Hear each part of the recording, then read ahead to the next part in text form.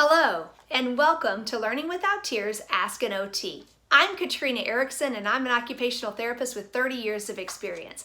I've spent the majority of my career specializing in working with children, handwriting development, and school readiness skills. Today, I'm going to answer a question that was sent to us on Instagram, and here's the question. For a kiddo in a typical classroom that is learning cursive before they have truly mastered the print formations, do you recommend continuing with cursive, or should they master print first?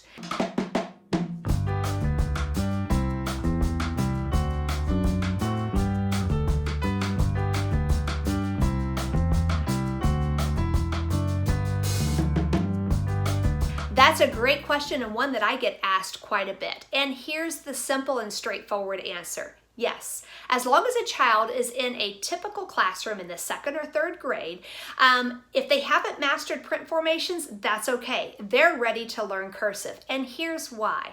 Cursive gives a child that's been struggling with print a new outlet for writing, and they're often very excited about learning this new adult way to write. It's also what we call connected writing. Cursive is connected writing, so it's very fluid and it flows the same way that we think about words when we want to write them.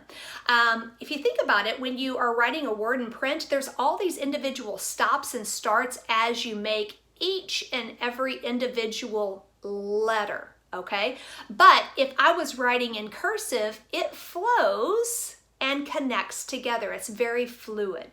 Now, cursive has other benefits for children that struggle with print. Children that struggle with print often have some spacing problems as well. And it's important to understand that cursive very naturally helps to alleviate some of those problems for children that have spacing problems, because what's connected is the word, and what's not is the space between the words. Now, something else that's important to think about is their habits. I can pretty much guarantee that a child that's been struggling with print up until about second grade has probably picked up some bad habits in letter formations and writing. And struggling with those and continuing to try to work on them is hard. If you've ever tried to break a habit, you know just what I'm talking about. So giving them cursive to learn gives them something to be excited about, something new to learn that they haven't struggled with yet.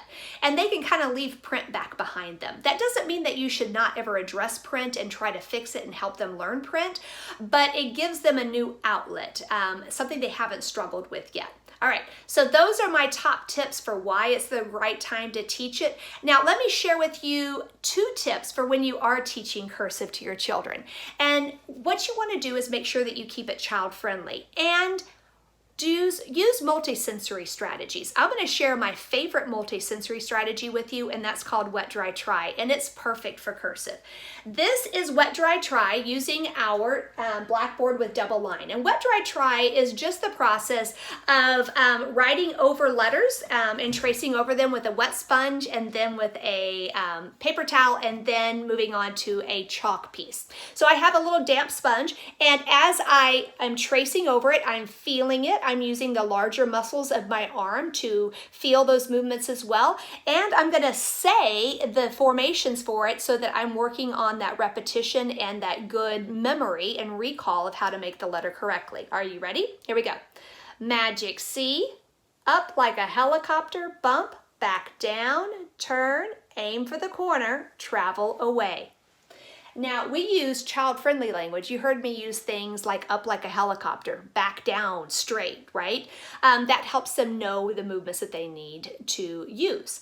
Now, I'm going to do it with the paper towel. I'm going to dry it. Are you ready for this? Okay, here we go. Magic C, up like a helicopter, bump, straight back down, turn, aim for the corner, and travel away. This little travel away is an important step because it helps children to focus on the space that needs to be put between their cursive letters as they prepare to connect to new letters. All right, now I'm going to try it with a little piece of chalk. And you'll notice my chalk is very small. It's only about 1 inch in size, which helps to promote a proper grip. Now I'm going to make it, but see, I still have an image that I can trace over. Are you ready?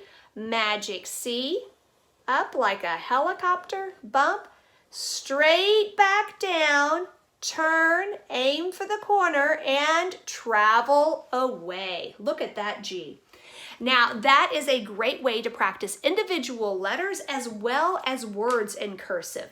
And one more activity and thing that I want you to think about is how you teach children cursive. It's important for them to understand the language that's used with them and to have good models to follow so that they are able to imitate and copy the strokes. Now, this is an image from our 3rd grade cursive handwriting book. We teach cursive in 2nd grade and 3rd grade, 4th grade, and review it in 5th grade for mastery. And take a look at just how easy it is to follow those step-by-step instructions to make that letter G that I just demonstrated for you. Using child-friendly illustrations and language gives them the information, the knowledge, and the power they need to practice on their own. All right, so I hope that these ideas about teaching cursive to a child that has not mastered print yet help you see that it's a good thing to do for a child that's in a typically developing 2nd or 3rd grade classroom. They're ready to learn cursive, even if they haven't mastered their print formations. Now, if you have a question for us, be sure to send it in, and maybe we'll feature your question in an upcoming series of Ask an OT.